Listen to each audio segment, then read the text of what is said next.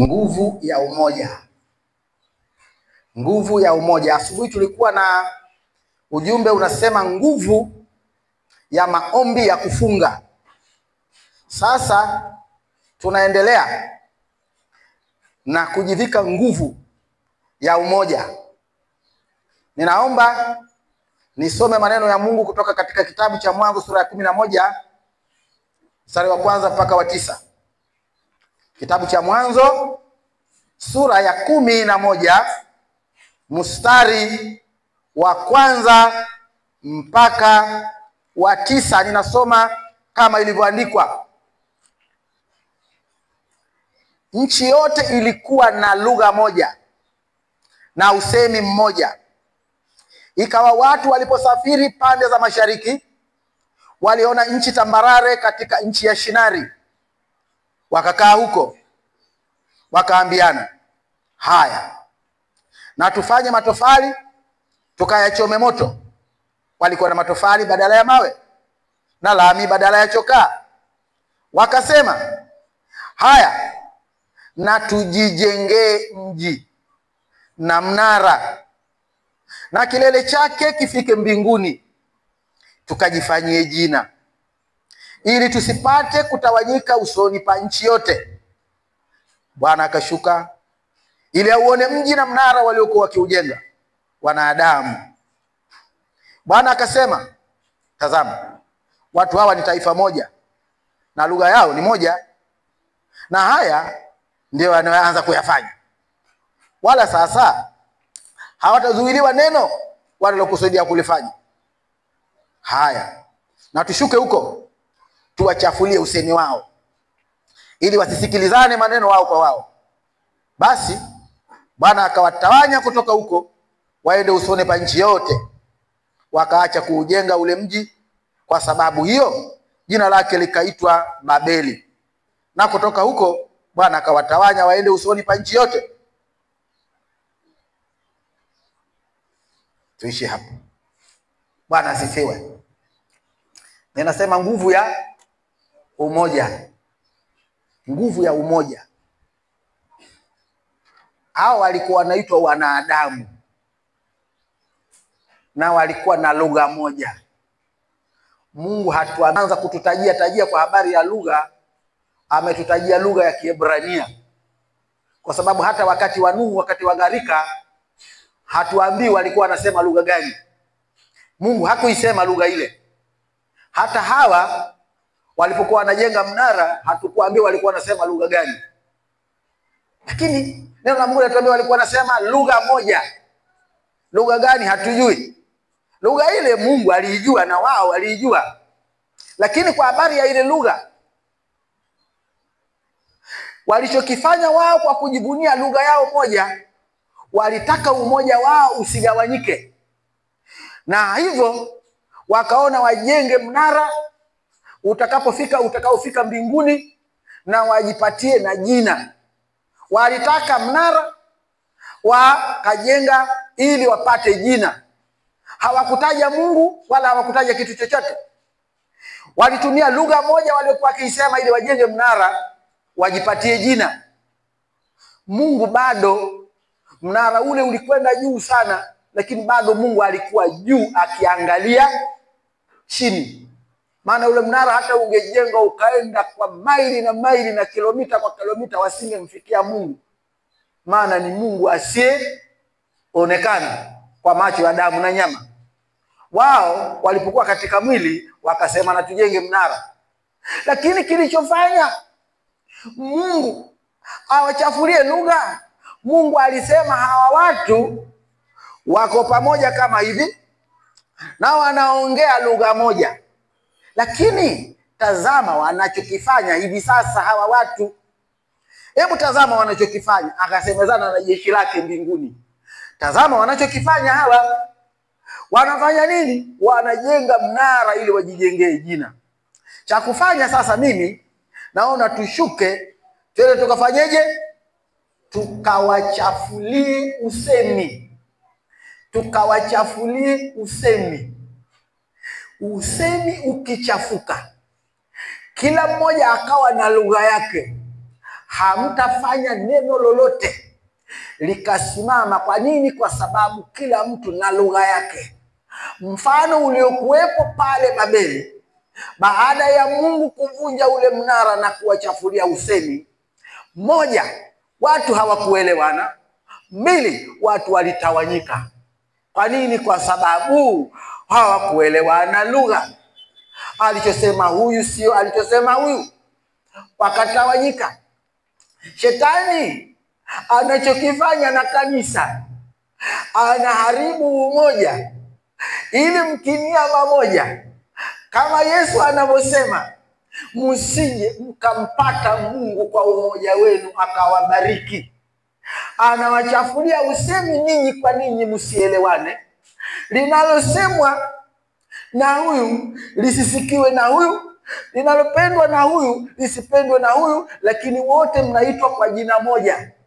Na bahati nzuri Mungu aliyetuokoa, katuokoa watu wa kila kabila, kila lugha, kila jamaa, kila rangi na kila taifa, ili atusemeshe kwa lugha moja ya Roho Mtakatifu, lugha ambayo inatupa imani moja, ubatizo mmoja, tukimwabudu Mungu mmoja, yeye aliye yote katika yote na Mungu. Sasa nataka kuona nguvu ya umoja huo ikifanya kitu kwa ajili ya utukufu wake. Bwana asifiwe. Nguvu hiyo ya umoja wa watu wa Shinari hapa, watu wa Babeli, haikuamua kufanya lile jambo kwa ajili ya Mungu. Mungu ana neno, anahubiri kwetu na anasema na sisi mchana wa leo juu ya nguvu ya umoja katika Kristo. Nguvu ambayo Mungu anatamani iwepo katika kanisa la leo ili ajidhihirishe kwenu. Mungu ajidhihirishe katika mataifa kwamba hawa ni watu wangu, na mnara tutakaomjengea Mungu ni mnara wa utukufu wake. Bwana asifiwe. Na mji tutakaomfanyia Mungu ni mji wa utukufu wake. Nyumba tunayomjengea Mungu iwe nyumba ya ufalme wake. Na sisi wana wa ufalme, watu wa milki ya Mungu, taifa takatifu, mzao mteule, tuonyeshe ulimwengu kwamba sisi si wa ulimwengu huu kama na wao walivyo wa ulimwengu, bali Kristo Yesu ambaye sio wa ulimwengu huu ametuweka katika ulimwengu ili ulimwengu ujue kuwa Yesu Kristo ni Bwana na Mwokozi wa ulimwengu. Alichotaka Mungu, anataka umoja wa kweli. Bwana asifiwe. Nataka tuongee jinsi ambavyo tuko wapi katika wiki hili linaloishia leo na linaloanza. Bwana asifiwe. Ninasoma neno la Mungu kutoka katika kitabu cha nabii Yoeli. Kitabu cha nabii Yoeli kitabu cha nabii Yoeli sura ya kwanza mstari wa 14, nitasoma na sura ya pili mstari wa 15 mpaka 17. Yoeli sura ya kwanza mstari wa 14. Kitabu cha nabii Yoeli sura ya kwanza mstari wa 14. Kitabu cha nabii Yoeli sura ya kwanza mstari wa 14, neno la Mungu linasema,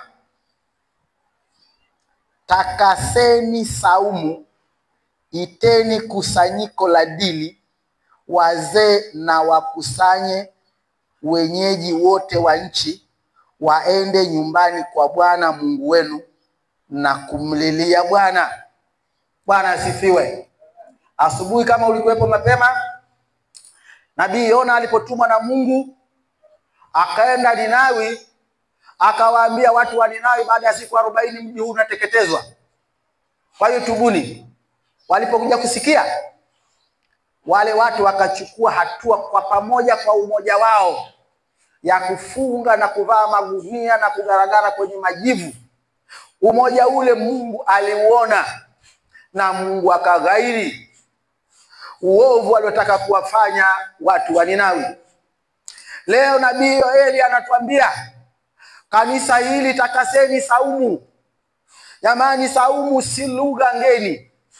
Saumu ni kufunga. Kufunga bila kula wala kunywa. Kufunga huko ambako nabii Yoeli anasema kwamba tutakase, huko kufunga maana yake anataka umoja katika hiyo saumu. Bwana Yesu anasema na Mungu mwenyewe kabla alisema habari ya siku ya Sabato, siku ambayo aliwaambia wana wa Israeli wakiwa safarini kutoka katika nchi ya Misri kuelekea Kanaani. Pale katikati walikuwa hawavuni wala hawalimi wala hawafanyi chochote, lakini walikuwa wanakula kila siku. Chakula kilikuwa kinatoka mbinguni, chakula wasichokijua wao. Lakini walipookota kile chakula siku ya kwanza, ya pili, ya tatu, ya nne na ya tano na ya sita, siku ya sita akasema muokote vipimo namna mbili, kwamba kama ulikuwa unaokota pishi moja, siku ya sita fanya pishi mbili, ili siku ya saba usije ukaokota, maana haitakuwepo.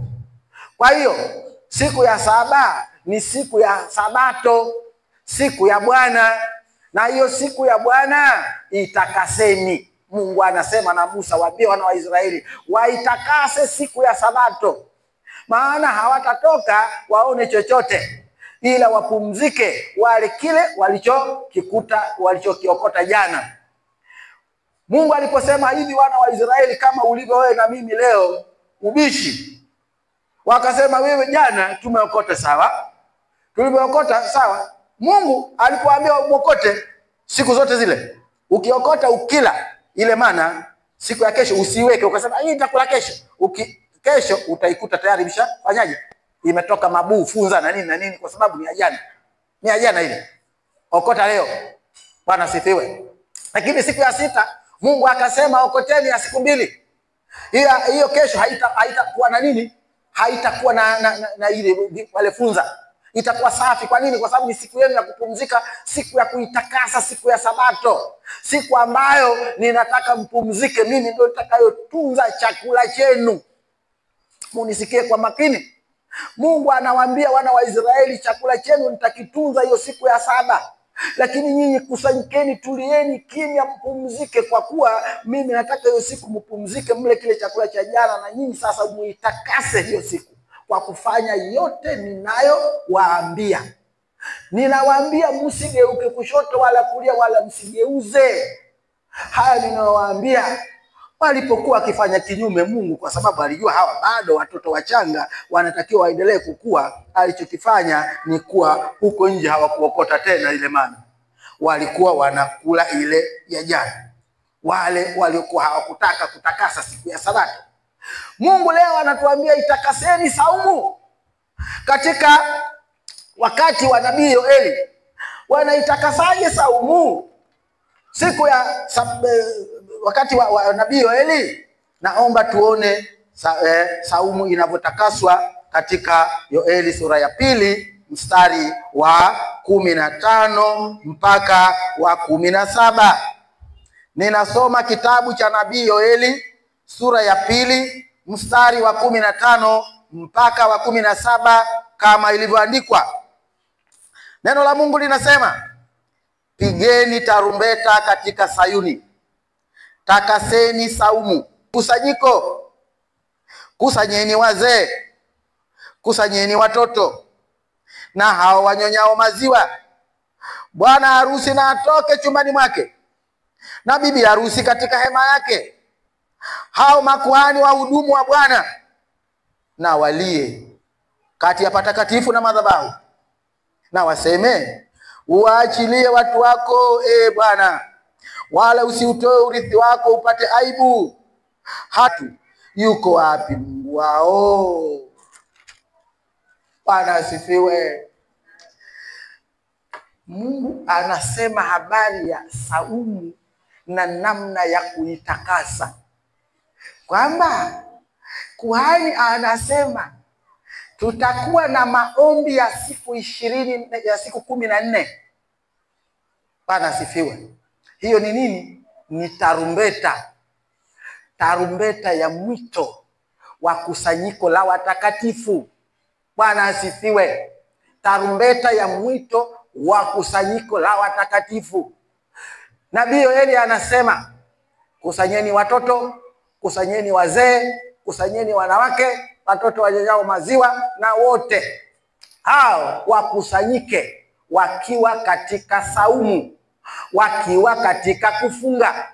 Na hapo wanapokusanyika, wakusanyike kwa kusanyiko la ibada. Ibada ambayo mimi nitasema nao. Makuhani watakuwa wanalia katikati ya madhabahu na patakatifu, wamlilie Mungu kwamba waachie watu wako, warudishie furaha ya wokovu wao iliyopotea. Maana wakati walipookolewa walikuona Mungu ukitenganisha bahari ya Shamu wakapita katikati. Walikuona Mungu ukiwa unawateketeza wale majeshi ya Farao. Wakafurahi furaha kubwa. Umewavusha tena na mto wa Yordani, wakavuka wakafika Yeriko. Ukuta uliubomoa, Mungu akakuona wewe Bwana, na sasa warudishie watu wako furaha ya wokovu wao. Waachilie watu wako. Wengine wamefungwa na kutokuelewa, wamefungwa na ujinga, wengine wamefungwa na magonjwa, wengine wamefungwa na ufukara, wengine wamefungwa na uongo na mambo mbalimbali ambayo hayafanyi watu waseme lugha moja. Kwa nini? Kwa sababu Mungu anataka tuseme lugha moja. Kristo Yesu ametupa lugha moja. Roho Mtakatifu ametupa lugha moja. Hiyo lugha ni lugha ambayo Mungu akiisikia anaona saumu iliyotakaswa, anaona kusanyiko lililotakaswa, anaona kusanyiko lenye kuita jina la Mungu kwa sauti moja. Makuhani wanaposema Mungu aachilie watu wako, Mungu anasikia, anaachilia biashara za watu, anaachilia maisha yao, anaachilia kazi zao, anaachilia uchumi wao, anaachilia afya zao, anaachilia matumbo ya wanawake, anaachilia kila kitu. Mungu anataka kuona hiyo tarumbeta ikipigwa, halafu ikawa bado hatusemi lugha moja. Wanashangaa. Nataka kufanana na Babeli. Mnataka kufanana na watu wa Shinari, ili kwamba tukisema kila mmoja aanze tena kwenda huko. Mmetawanyika. Sasa mtatawanyika na lugha gani? Wale walitawanyika kwa sababu lugha yao haikuwa moja tena. Walipokuwa na lugha moja wakasema vibaya, wakataka kuwa na umoja ambao haumtukuzi Mungu. Mungu aliposema ngoja niwatawanye hapa, aliwachafulia lugha. Ninyi mmepewa lugha moja. Sasa lugha moja mnatawanyika kwa lugha gani? Mnatawanyika kwa lugha gani? Maana yake kutawanyika kwenu kunachanganya akili ya Roho Mtakatifu. Asa wanatawanyika kwa lugha gani? Mbona tarumbeta imepigwa? Wakuhani wale madhabahuni pangu, nami nasema njoni tusemezane, haja zenu zijulikane nami. Hawaji. Mbona wanakuwa wana shida? Kwa nini? Kwa nini hawa watu mbona siwaelewi? Sasa Mungu tena na yeye angoja. Kwa nini? Roho Mtakatifu ni roho wa hekima, anasubiri. Sasa anaposubiri anakuona wewe unachelewa, kwa sababu Mungu ni wa milele ila wewe ni wa muda. Na muda wako huo muda wako huo ndio muda Mungu anataka upiganie. Upiganie hiyo imani ulionayo, uipiganie, uishindanie. Kwa nini? Kwa sababu adui yupo anataka kukunyang'anya taji yako. Bwana tusaidie. Bwana tusaidie. Bwana tusaidie. Kaitikia mtoto. Huku kwa wakubwa hakuna. Bwana tusaidie. Nguvu ya umoja.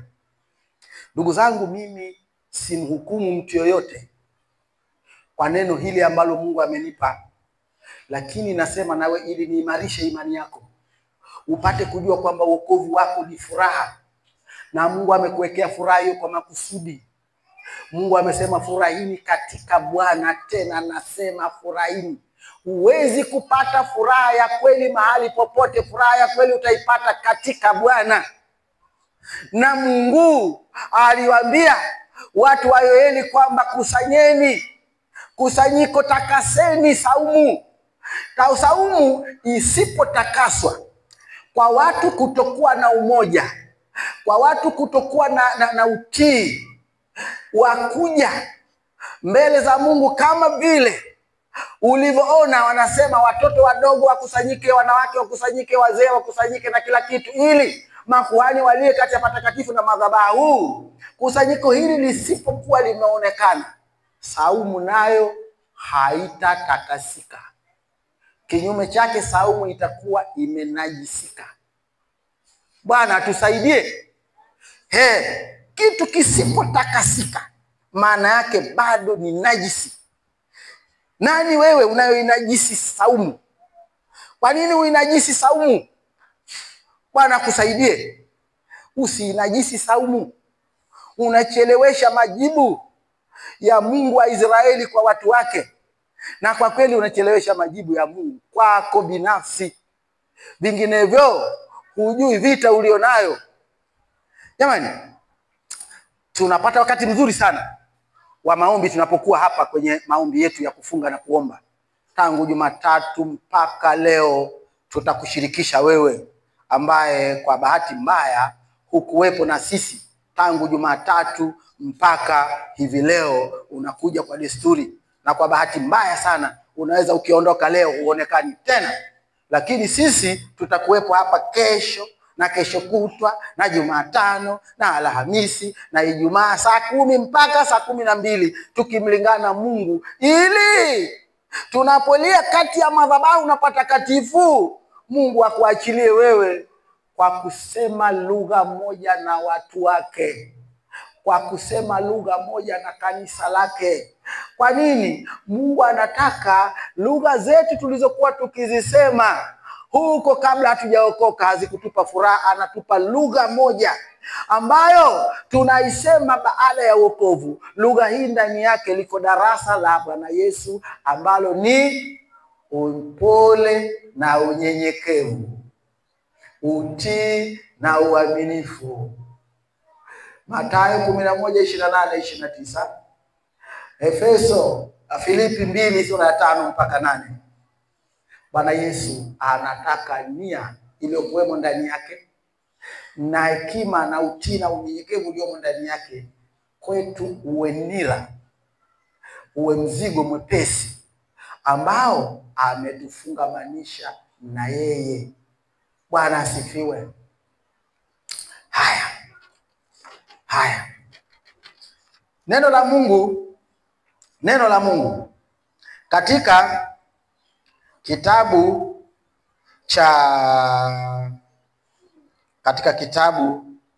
cha katika Injili ya Luka sura ya 4, nasoma mstari wa 16 mpaka 19.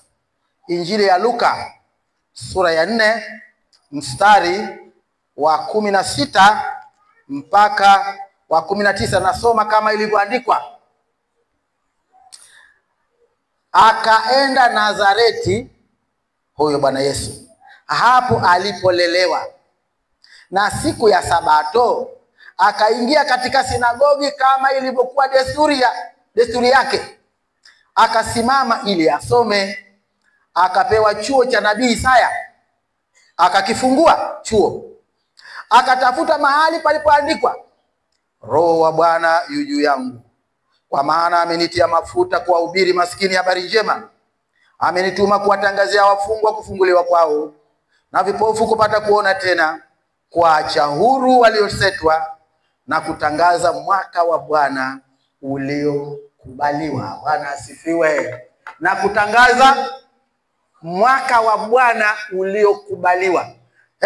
Naomba tujikumbushe tarehe 1 mwezi wa kwanza mwaka 2025 tulipokuwepo hapa saa 6:01 za usiku, tulitangaza mwaka huu ni mwaka gani? Kuzaa, kuongezeka, kuvikwa taji. Yote haya tupewe ndani ya mwaka huu, na ilikuwa neno la unabii. Bwana Yesu anasemaje? Anakuja kutangaza mwaka wa uliokubaliwa. Sasa mwaka unakubaliwa kwa wenye kibali. Bwana asifiwe. Ili Bwana Yesu akukubali ni mpaka upate kibali. Na anapokupa kibali, sikakuona, kakuona Bwana Yesu, umepata kibali. Anasema kutangaza mwaka wa Bwana uliokubaliwa, lakini Roho wa Bwana aliyekuwa juu yake akasema habari awatangazie wafungwa kufunguliwa kwao, vipofu kuona tena, na watu waliosetwa kupata. Halafu Mungu, unajua mimi kitu kinachoitwa kuseta naona ni kukanyagwa chini hivi, kama vile mtu anakukanyaga chini, anakukanyaga ili usitoke tena hapo chini. Sasa kama ni mfungwa, habari ya kufunguliwa kwako ni sharti iambatane na muda. Umefungwa miaka mingapi? Kwa maombi na unabii wa mwaka ulioanza, maana mwaka huu ilikuwa ndo mwaka wako wa kufunguliwa. Iko ndo mwaka wako wa kufunguliwa. Nenda ukafanyeje? Ukazae na kuongezeka na kuvikwa taji. Huo mwaka ndo ulikuwa. Na leo nasimama hapa mimi katika kipindi cha mwisho, cha robo ya mwisho wa mwaka wa Bwana uliokubaliwa, wa kutimizwa unabii ule. Lakini mwaka ule hautakubaliwa kwa mtu asiye na kibali. Kibali kinatafutwa. Si kwamba kibali utaangushiwa kama mvua walioangushiwa mana jangwani. Kibali unatafuta. Jamani, wana wa Israeli walikula mana jangwani walipovuka tu Yordani.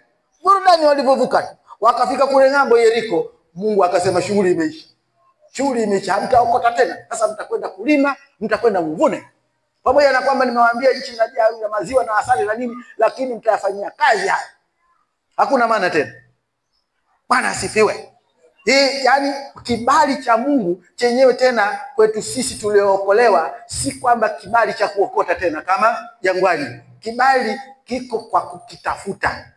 Na Mungu anasema, hao wanitafuta wataniona wakitia bidii katika kunitafuta. Mungu tunamtafutaje? Hiyo ile anasema takaseni saumu, watu wakusanyike, iteni kusanyiko kubwa. Hilo kusanyiko mje mumlilie Bwana. Na saumu yenyewe alisema, wala hakusema kitu kingine. Anasema kufunga na kuomba. Hajasema kitu kingine. Kumlilia Mungu, kufunga na kumlilia Mungu. Fungeni na kumlilia Mungu. Na makuhani waseme hivi, hoja ya makuhani, waachilie watu wako. Mungu waachilie. Achilia baraka za watu wako. Achilia afya za watu wako. Achilia furaha ya watu wako. Achilia uchumi wa watu wako. Achilia familia. Achilia.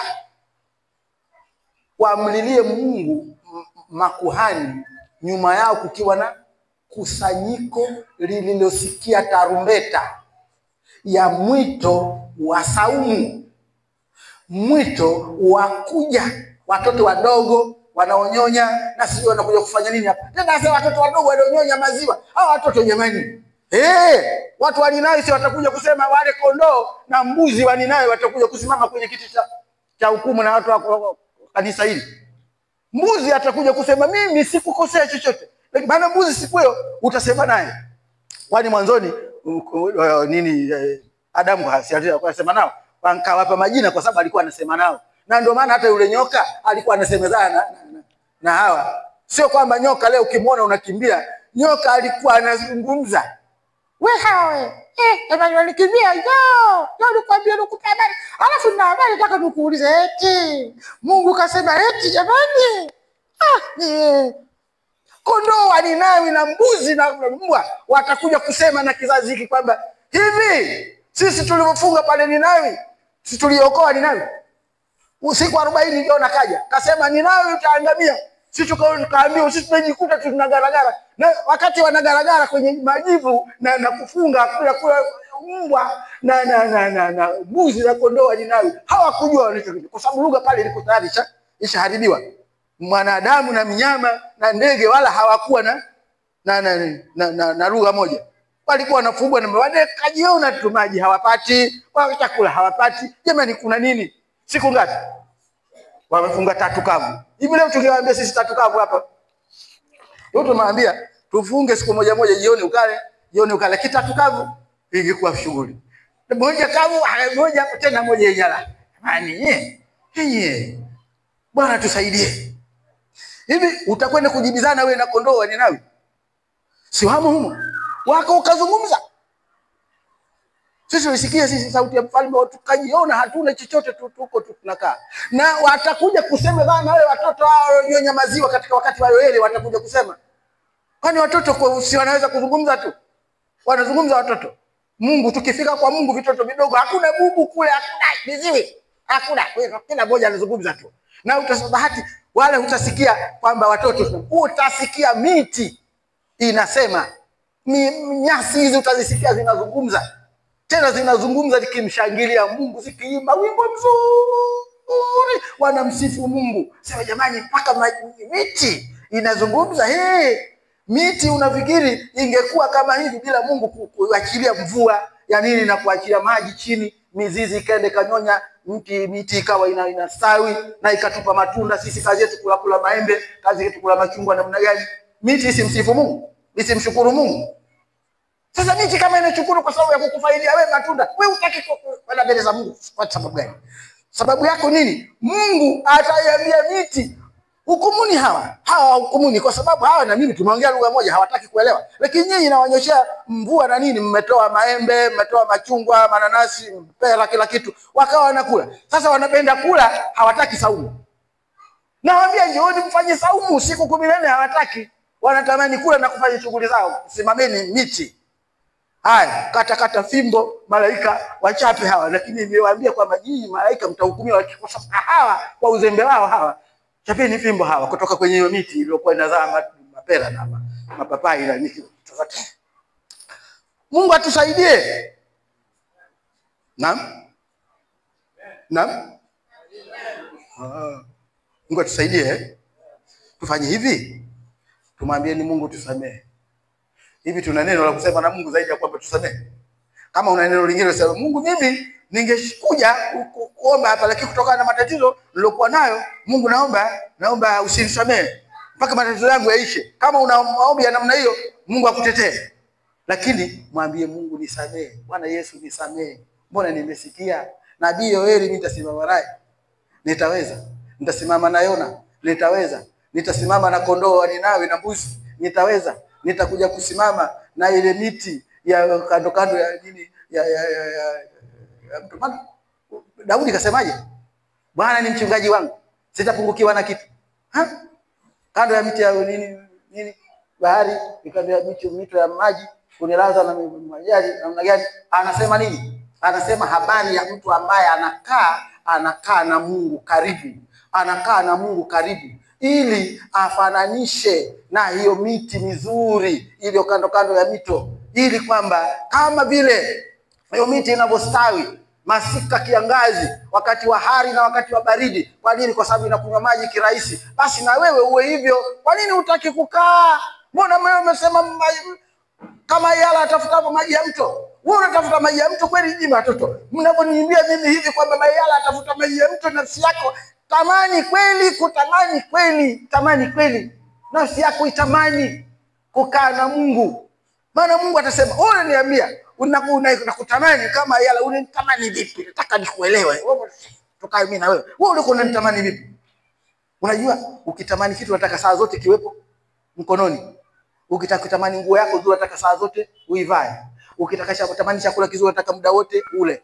Ukitamani mahali pazuri unataka kwenye wakati wa jua kama hivyo, unatamani kukaa kwenye kivuli, unataka kile kivuli kiwepo pale na wewe unapata upepo.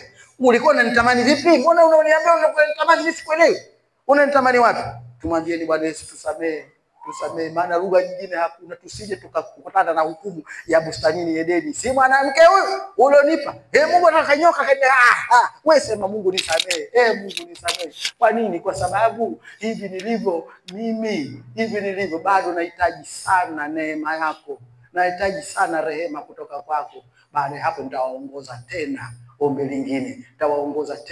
Ombi lingine kwa muda kama wa dakika 15 ili upate neema ya kuonja kile kitu ambacho sisi wenzio tumekuwa tukichuchumilia hapa katika wiki linaloendelea, na tunaendelea kuchuchumilia hapa. Na neema hii ya neno hili la ujumbe wa mchana wa leo ikikufikia kesho, ukija hapa utakuwa umekusanyika pamoja na sisi, pamoja na kanisa la Mungu. Kwa nini? Kwa sababu mlio wa tarumbeta umeusikia, mlio wa tarumbeta ya Yoeli anakupigia tarumbeta mchana wa leo. Ukisikia kesho tutakuona hapa, na kesho kutwa na siku zinazokuja. Bwana tusaidie. Haya, tusimame. Sikia ukisema katika Injili ya Luka sura ya 4, ukisema mwaka wa Bwana uliokubaliwa ni huu, ninaomba nisamehe, nipe kibali, nikubali Yesu katika kipindi hiki, ili mwaka huu ulioniambia kwamba ni mwaka wa kuongezeka, ni mwaka wa kuvikwa taji. Mungu usinipite unapozuru wewe.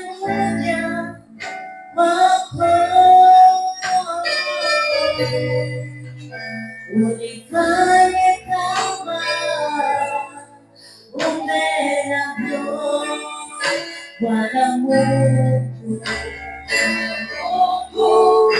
ninakuja wako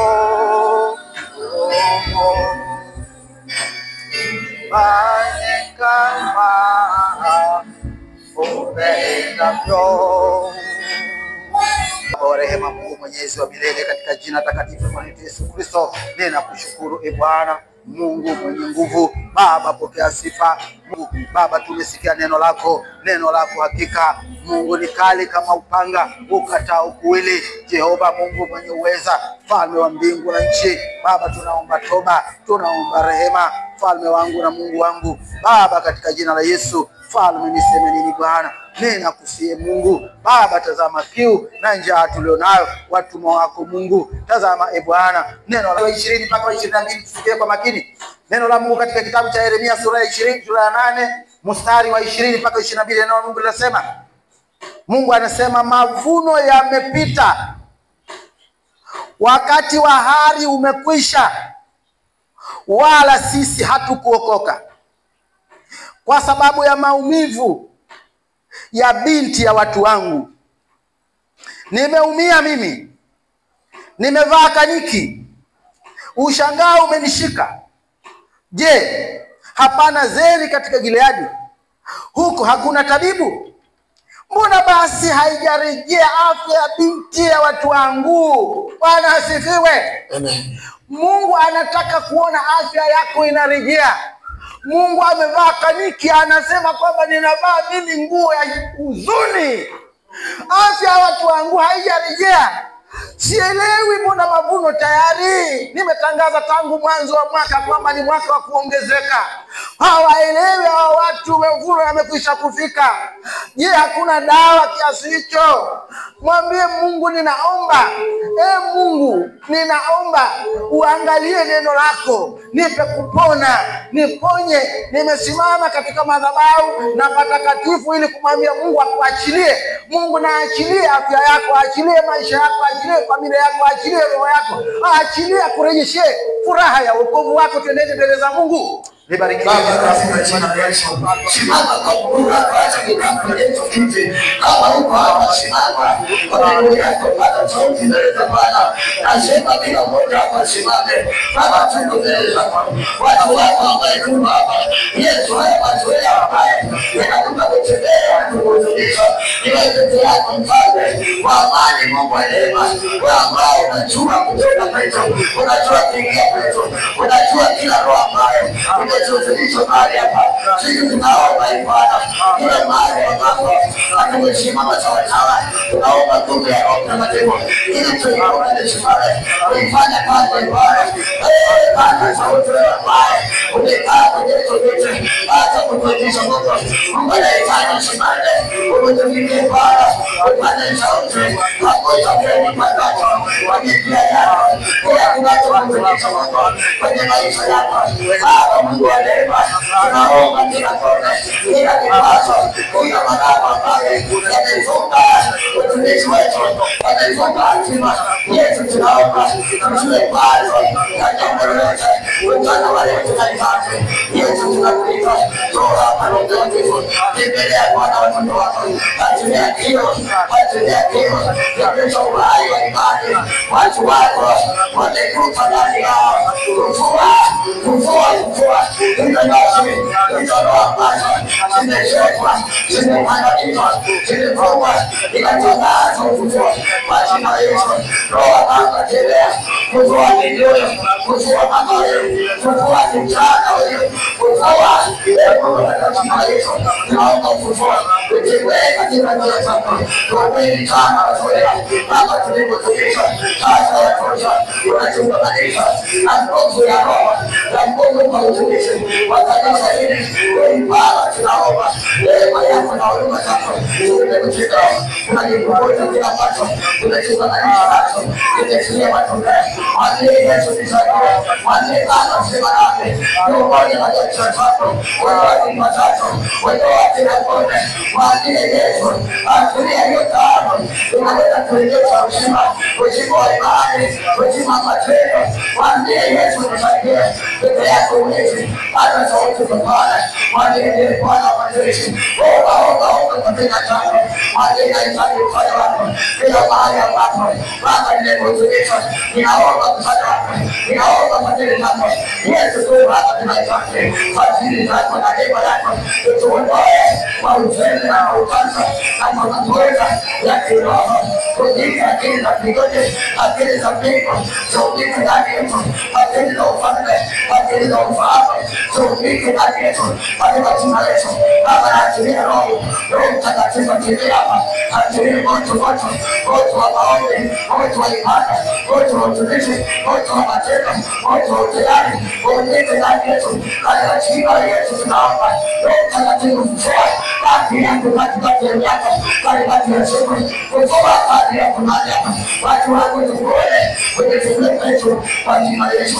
Mungu wa baba yako Yesu Kristo, Bwana ufika hapa, ufika hapa, tupate kujua yakie nuru na macho ya roho yetu, tuone tulina utukufu wako, tulina ukovu wetu kwa jina la Yesu Kristo na Amen. Amen. Ombi linalofuata natoka katika chuo cha nabii Ezekieli sura ya 8 mstari wa 16 na wa 17. Neno la Mungu linasema, Ezekieli 8:16, akanileta mpaka ua wa ndani wa nyumba ya Bwana, na tazama, mlangoni pana hekalu la Bwana, kati ya ukumbi na madhabahu walikuwako watu kama 25 wamelipa kisogo hekalu la Bwana, na nyuso zao zimeelekea upande wa mashariki, nao wanaliabudu jua kwa kuelekea upande wa mashariki. Basi akaniambia, umeona haya, mwanadamu? Je, ni jambo dogo sana kwa nyumba ya Yuda wayafanya machukizo wanayofanya hapa?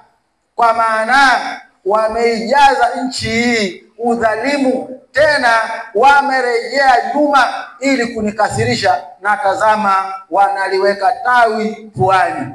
Tumwambie Mungu hivi, tumwambie Bwana Mungu, tunaomba Mungu, mwambie Mungu, ninaomba. Liombee kanisa lote, wewe pamoja na kanisa. Mwambie Mungu, watu, mimi pamoja na watu wako tunaoingia na kutoka mahali hapa, hakika Mungu tunakuomba utuonyeshe kwamba si jambo dogo kupuuza mapatano. Mungu akwambie na useme na Mungu kwamba naomba Mungu unijulishe kwamba si jambo dogo kupuuza mapatano. Ni kulipa kisogo hekalu la Bwana. Mungu atuepushe tusilipe kisogo hekalu kwa kuvunja mapatano, kwa kutokuwa pamoja katika mapatano. Mungu anasema, waangalie hawa watu, tena wanaliangalia jua, wanageuka upande wa mashariki. Kwa nini wanaliangalia jua mashariki? Unafahamu kwa nini jua linaangalia mashariki? Jua linachomoza mashariki, na asubuhi watu kukicha wanapotea, wanakwenda kwenye shughuli zao, kwa maana ni asubuhi kumekucha. Ndio maana wanasema kwamba naona watu wamelipa kisogo hekalu, wanachukua akili zao, wanaangalia mashariki mahali ambako jua limechomoza, na wanakwenda kwenye shughuli zao, hawakumbuki tena mpaka jua linakwenda magharibi, wanalifuatilia huko na hawanikumbuki mimi. Tumwambie Mungu, si jambo dogo kupuuza mapatano. Mungu nisamehe, kwamba Mungu ninaomba unionyeshe kwamba jambo hili si jambo dogo, na mimi kwa ajili hiyo ninaomba rehema yako, na liangalie kanisa lako. Mungu, tuseme lugha moja. Hakuna namna nyingine ambayo naweza nikakupaka mafuta. Nikikupaka mafuta nitakuwa sikutakii mema. Mwambie Mungu wa Ezekieli, Mungu wa Ezekieli, ulimuonyesha Mungu kwamba hawa watu wamelipa kisogo kanisa, niongoze nisilipe kisogo kanisa kwa kukunja mapatano na kutokujali makubaliano. Twende mbele za Mungu. Baba, katika jina la Yesu tunakukaribia Mungu ni hai mwenye uwezo na mamlaka. Ulisema na Yeremia kwamba niite nani nitakuitikia, au unamuonyesha pia atakuletea mchana wa leo. Tunakuita Mungu wa mbinguni, Mungu wa neema, Bwana. Tazama kila mahali ambapo tumekujia na kutembea katika mapatano ya hema hii, katika mapatano ya ushirika wetu. Baba, tumegeukia kazi ambayo ni sana damu, kazi ya upande hazina matunda, kazi ya upande hazina uzima. Umesema nasi ya kwamba waonaje nipate dunia mzima na zote nipate hasara ya uzima milele. Baba, tuko tayari kuongoza uzima ambao uliuzia pale msalabani ili tuokoe tuwe na uzima wa milele. Tunaomba Mungu ondoa aina yoyote ambayo ya utendo wa kupotea mapatano yetu, umoja na nia tuliyo nayo ya kukuinua mahali hapa, ya kutukuza mahali hapa, na wenyewe hatuwezi. Yesu, wewe ndio unayejua roho ya kila mmoja, maisha ya kila mmoja unayajua. Yesu, tunaleta hoja hii mbele zako. Kila mahali ambapo tumegeukia mambo ya dunia, mambo ambayo hayana uzima, Yesu tugeuze, tubadilishe. Tunahitaji neema yako na huruma zako, tubadilishe. Ulisema ya kwamba kwenye mambo nyingi yote usumbukae na wenye kulemewa, na mizigo kwako iko kupumzika. Nasi tumekuja Bwana, tunahitaji kupumzika, tunahitaji kwako msaada wa kutusaidia kujitia jina yako, kujifunza kwako, maana wewe ni mpole, mnyenyekevu wa moyo. Omba upole ndani yetu, omba uaminifu, omba umoja, omba kweli ndani yetu. Ondoa aina yote ya fitina, ondoa aina yote ya uongo ndani yetu. Tuwe waaminifu na tunapanda kwa msalaba, damu ya msalaba ilizinyange hapa. Roho Mtakatifu, utie nguvu kwa uzoefu wetu ambao umeleta uzembe, umeleta machimito, umeleta lawama, umeleta manunguniko, umeleta kusasita. Ondoa yote ambayo Shetani anayatumia kutuondoa kwenye kusudi lako na umoja wa kanisa, umoja wa roho. Yesu nisaidie, Yesu niwezeshe.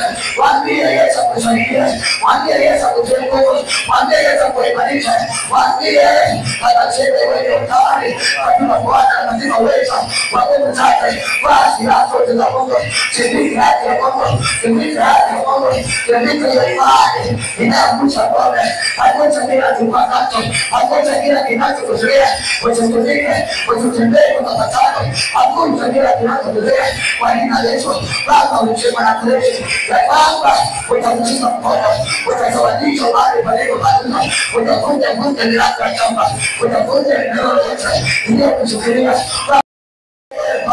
Tukutazame wewe, maana tumaini letu liko kwako Mungu wa mbinguni.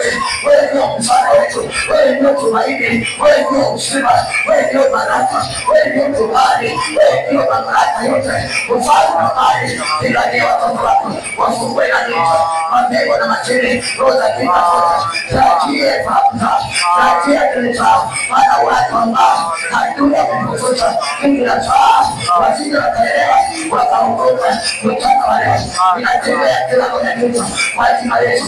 Roho mauti wako njema, toka sio kama unasema kwamba wakingeni tusali na yako wakingeni wewe shetani inapojika kwenye akili na watoto wako kwa njia kileta ajira tuza ajira ndio ya ajira kileta kwa jina la Yesu. Kila uliponyosha, kila uliponjia ulipo na mauti na kumtelea toka njia kwa jina la Yesu. Aliyetoa usema, aliyetoa kibali, aliyetoa baraka, toba na neema na Bwana yetu maisha yao. Baba, ninakuamini watoto wako, atania maisha, atania njema, atania kabisa, bali ndio nafasi, bali Yesu Baba Bwana, bali ya maisha yao, bali ya ndoa yao, kwa jina la Yesu. Kila walitekana wafanye mambo yetu kwa jina la Bwana Yesu na Nazareti. Yesu wa msalaba, bali kwa neema, bali kwa uponyaji, bali kwa kutakasa kanisa lako Baba. Yesu wangu tena tunahitaji kutembea kwa hiyo tena tuanze wiki na mtazamo na watu mpya na nia kutenda na kukusanyika pamoja kwa maombi ya kuita jina lako kwa jina la Yesu. Ndio kwa neema bali kwa uponyaji, bali kwa baraka na kibali kwa jina la Yesu. Asante. Haleluya, haleluya.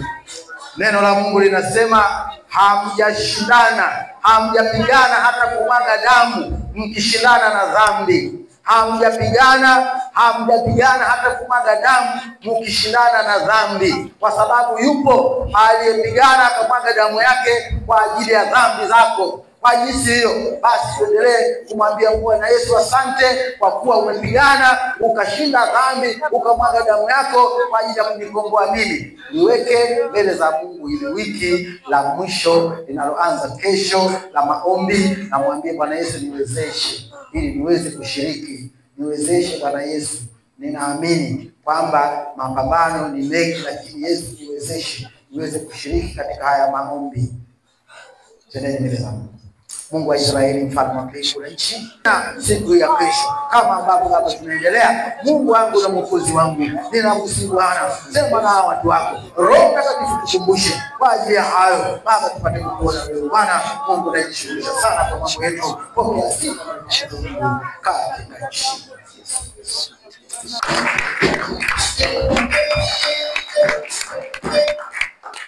Mungu Baba, katika jina la Yesu ninakushukuru. Asante kwa ajili ya neema hii ambayo unatujalia siku zote tunapokusanyika mbele zako Mungu. Tunauona mkono wako, tunaona kibali, tunaona amani, tunaona furaha. Mungu mwenye nguvu, asante. Ninakushukuru kwa ajili ya watumishi wako hawa ambao Mungu umesema nao tangu tulipoingia mahali hapa, ili Bwana Mungu siku zote tufanye upya nia za mioyo yetu Baba, tuweze kufanya upya ili Bwana Mungu tukuzwe katika kanisa hili. Na wakabidhi mikononi mwako baada ya neno hili. Naomba neno liwe hai ndani yao ili Bwana likuzalie matunda, maana wewe ni Bwana. Katika jina la Yesu Kristo naomba. Tuseme amen. Ile ya ibada nzuri ili tuweze kutawanyika kwa amani na Mungu aweze kuanza na sisi wiki linaloanza hivi kesho. Kama umande mzuri shavyo shamba, ndivyo na Mungu wetu abariki ndugu. Ndivyo na Mungu wetu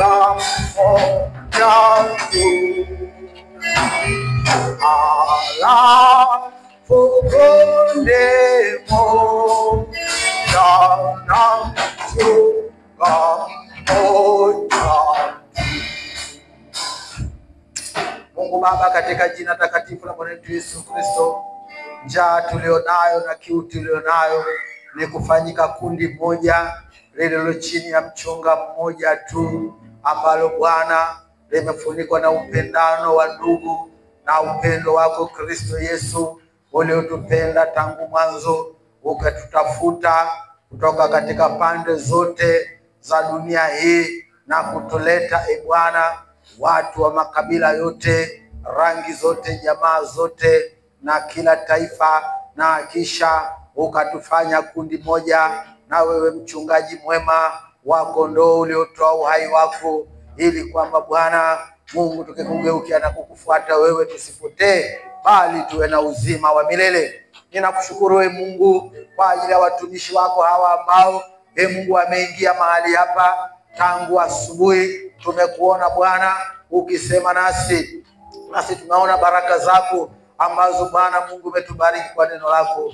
Tazama Bwana, wamekuja watu wako sio kwa mazoea, bali wamekuja wakijua kwamba wakikuona wewe wameona uzima, nao wameupokea Mungu uzima katika miili yao, katika roho zao, katika nafsi zao. Na hayo ndio ninawaombea mbele zako Bwana Yesu, wajalie uzima mpya, ili kwamba Bwana upendano wa ndugu ambao Bwana Mungu uwavute nuruni watu wote Baba Mungu wa eneo hili ambalo Baba wiki hili tunaendelea kuwaombea kwamba Bwana uwavute Mungu kondoo wako walio nje ambao ni wazizi hili, waje Bwana Mungu kutoka katika pande zote. Falme wangu na Mungu wangu, asante Bwana Mungu mwenye nguvu. Ibada ya leo imekuwa ni ibada ya baraka, ibada ya pekee kabisa. Tunakushukuru Tunamshukuru Mungu kwa ajili ya familia waliokutolea shukurani. Tunakushukuru Mungu kwa ajili ya wageni wetu. Tunakushukuru Mungu kwa ajili ya waimbaji na wapigaji wa vyombo na watumishi wako waliokutolea sadaka, Mungu, za mioyo yao na maisha yao. Tunatawanyika sasa kwa jinsi ya mwili, lakini katika roho ninaomba Bwana tushikamanishe ukituatamia Mungu Baba kwa mbawa zako, ili kwamba Mungu tuweze kupata ulinzi wako kila mahali tunapokwenda. Mfalme wangu na Mungu wangu, tunakushukuru Bwana, maana Mungu haya ndio mapenzi yako kwetu na ni mapenzi yako kwa kanisa. Mungu wa Israeli, mfalme wa mbingu na nchi, tunakurudishia sifa na utukufu. Naomba kwa ajili ya vijana Mungu na kanisa tunapotoka mahali hapa kwenda kwenye uinjilisti, Baba ukawe pamoja nasi. Baba yangu na Mungu wangu, neno lako liwe na nguvu, watu walisikie na kuchoma mioyo yao. Watakapouliza tutendeje ndugu zetu, Baba wasikie neno kwamba tubuni na kuiamini Injili, maana ufalme wa mbinguni umekaribia. Libarikiwe jina lako mfalme mkuu, Mungu mwenye uweza. Baba asante, tuseme nini Bwana? Tunakushukuru hata kwa ile kambi ya vijana itakayoanza siku ya kesho. Mungu Baba, naomba uwe nao hawa vijana wa majimbo katika nchi yote, Mungu, katika kanisa lako. Asante kwa ile wanawake watumishi wa Kristo watakapokutana pale kesho kutwa pale City Parish, Mungu ukawe nao. Asante kwa ile mipango walionayo, Mungu mwenye nguvu, ifanikishe. Nakushukuru Baba, ninakutukuza Bwana, nakurudishia sifa na utukufu. Ni katika jina takatifu la Bwana Yesu Kristo naomba na kushukuru. Tuseme amen. Bwana akubarikie na kukulinda. Bwana akuangazie nuru za uso wake na kukufadhili. Bwana akuinulie uso wake na kukupa amani. Tendeni na amani ya Bwana.